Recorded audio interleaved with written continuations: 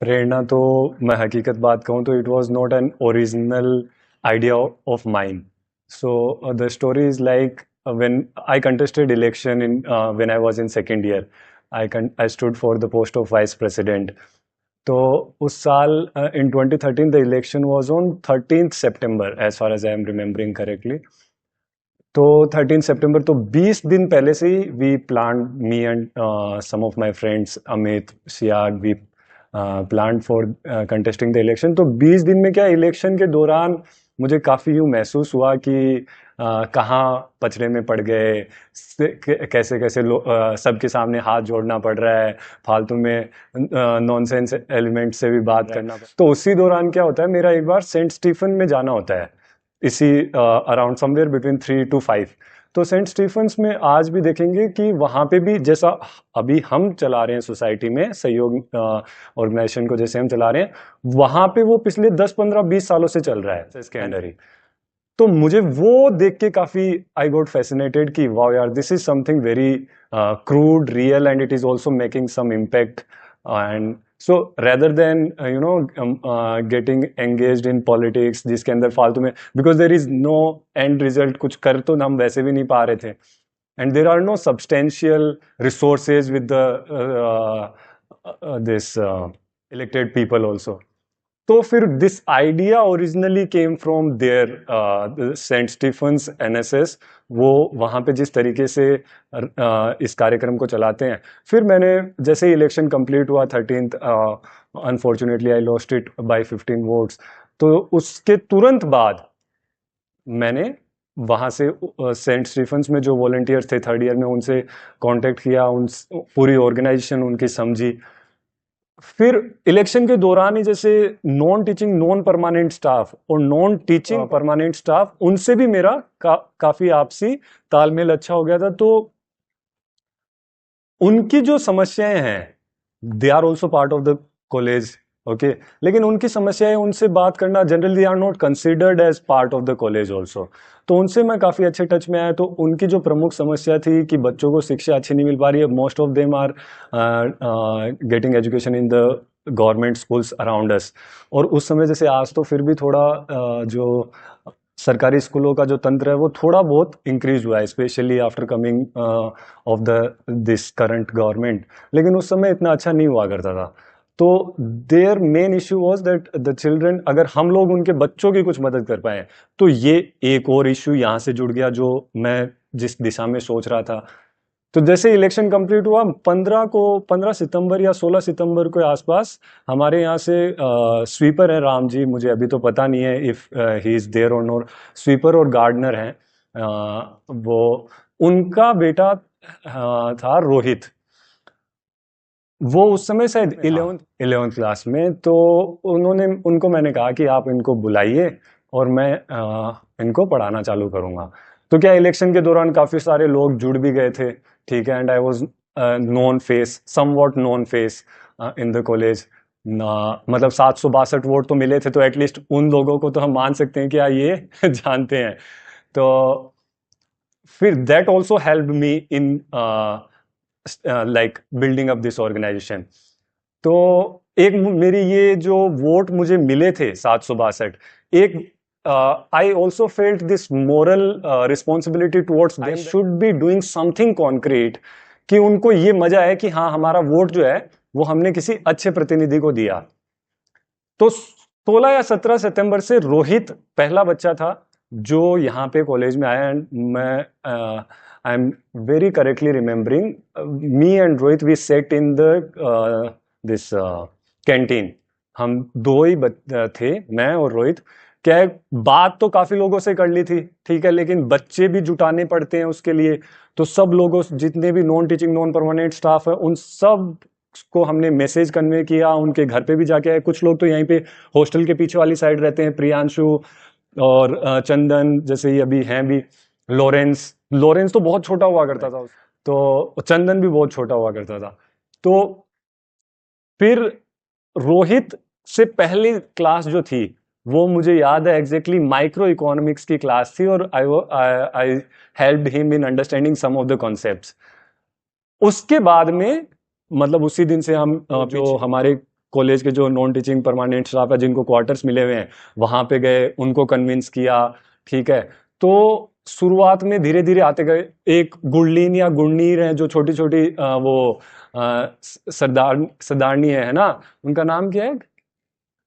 गुरलीन या गुरनीर नाम है ना, गुरमीत, हाँ, गुरमन गुरनीर। वो इतनी छोटी छोटी हुआ करती थी, तो वो शायद उस समय सेकंड या थर्ड में हुआ करती थी। शायद हमारे व्हाट्सएप ग्रुप के अंदर भी उस उनकी फोटो में उनकी फोटो है, व्हाट्सएप ग्रुप के जो डीपी है। तो ऐसे करके मतलब ये शुरुआत का जो बेस था वो यही कॉलेज से ही जुड़े हुए लोगों के बच्चों को मदद करने का था। फिर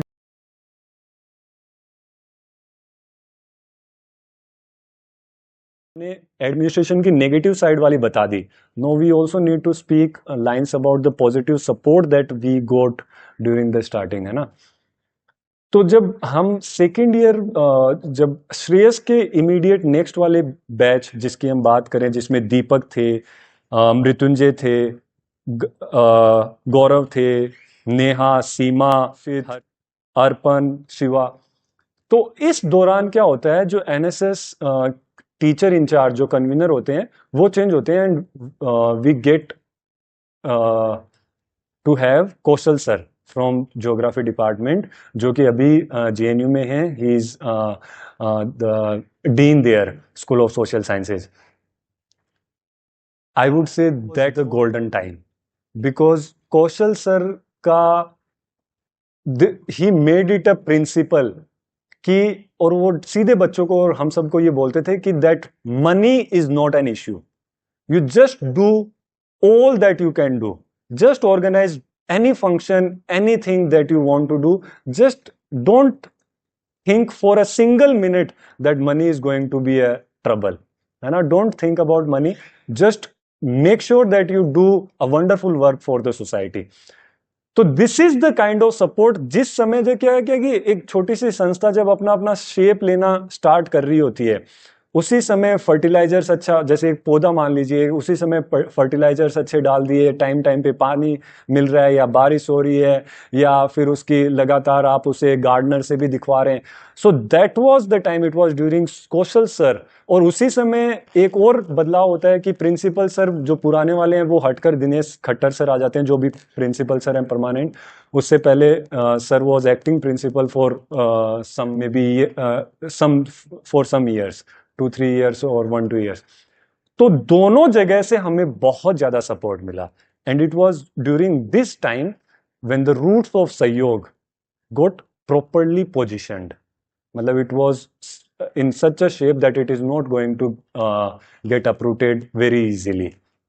तो that was a very और मैं उस समय को, जैसे मैं कॉलेज में आता था वापस देखने के लिए, और जब इनको दीपक से इनको इतना सपोर्ट मिलता था, तो मैं थोड़ा, मुझे जेलसी भी फील होती थी कि अगर मुझे इतना सपोर्ट मिल रहा होता तो मैं अच्छा काम कर रहा होता। But nonetheless they got very great support. फिर जैसे ही कौशल सर का जाना हुआ तो अरुण त्रिपाठी सर ने, may God give his soul in peace, but Arun sir's contribution was, उसी दौरान जो सहयोग मेला, दिवाली मेला, ये जो चीजें हैं ना, जैसे फर्स्ट ईयर में आप देखेंगे ना, जब हम 2013 में हमने जो दिवाली मेला ऑर्गेनाइज किया था, तो उसमें बच्चों की जो पेंटिंग्स थी वो हमने हॉस्टल में किसी की बेडशीट लेके आए और उस पे उस दोनों साइड क्लिप लगा के और उस पे वो फोटोज चिपकाई थी। तो it was in that row form. और अब आप देखना, मतलब ऐसे लगता है जैसे पता नहीं कहीं से फॉरेन फंडिंग आ रही है और इस तरीके से वो सारा ऑर्गेनाइज करवाया जा रहा है। तो इस दौरान कौशल सर, अरुण त्रिपाठी सर के दौरान ये दोनों चीजें, और कहाँ पे देखना चाहते हैं, है ना। See, when I was just started the organization, और जैसे ही 2-3-4 महीने हुए, तो उस दौरान मतलब मुझे ये था कि इन बच्चों को वो सारी मूलभूत सुविधाएं मिलें जो किसी भी टॉप क्लास स्कूल्स में होती हैं। जैसे with the grace of God I passed out from a very good school. तो मैं वहाँ पे देखता, मैंने पूरा सारी चीज़ें वहाँ पे देखा था कि निर्जा मोदी स्कूल से I passed out from Jaipur. तो मैंने उस स्कूल में देखा कि कितना फ़र्क होता है सरकारी और अच्छी प्राइवेट स्कूल्स में। तो माई एंड गोल और the last objective of how this organisation और what shape this organization can take to make sure that the students reap the best from the organization and especially from the college, everything that the college has. तो मेरा ये है कि जिन बच्चों का dance में interest है उनको डांस सिखाने की कोई व्यवस्था हो, जिन बच्चों का म्यूज़िक में इंटरेस्ट है उनको कहीं म्यूज़िक में थोड़ा सा टच मिल जाए। ज़्यादा जरूरी बड़ा नहीं है कि पूरा जैसे सोसाइटीज़ ऑर्गेनाइज करते हैं, लेकिन थोड़ा थोड़ा टच मिलता रहे। किसी का फिल्म कैमरा वगैरह में इंटरेस्ट हो तो वो वाली सोसाइटी, कहीं कहीं थोड़ा थोड़ा सा टच मिलता रहे ताकि बच्चों के जो इंटरेस्ट हैं वो टच होते रहें। तो क्योंकि आप देखेंगे कि चंद्रावल का जो बच्चा है वो 12वीं पास कर जाएगा और हो सकता है जीवन में भी इतना बड़ा प्लेग्राउंड न देखे, और देखेगा वो उस समय देखेगा जब खेलने वाली उम्र चली गई होगी।